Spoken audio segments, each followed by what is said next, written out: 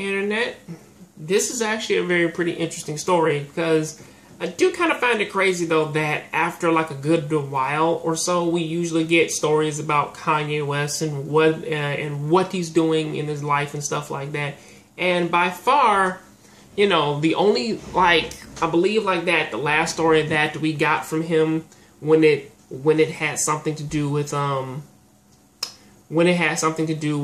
gaming, it was the whole thing of how Apple was doing microtransactions. Well, this time it is nothing as crazy as that, but Kanye West names his next album after the TurboGrafx-16. Now, mind you that, you know, most of this article here, it does mention that, and then it does kind of go into a brief history of the TurboGrafx-16, but and also it does like mention a lot of Kanye's past as to him pretty much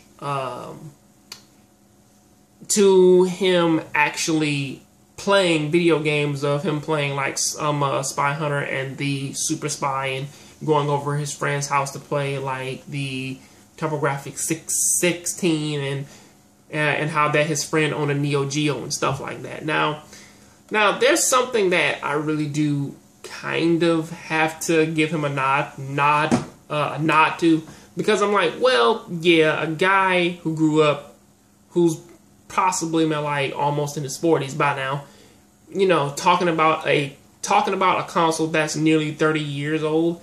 Well, that's to be expected, okay? I mean, like, you know, that's kind of like how my parents, that they still know what Super Mario is, and that my father still actually knows what Street Fighter is. Like, I swear, like, his game is Pac-Man, but still, it's like, doing something like that is, like, it's actually pretty cool if you can get away with doing that, of naming your console, or like naming your next album after a classic like home console, or at least specifically a Japanese home console.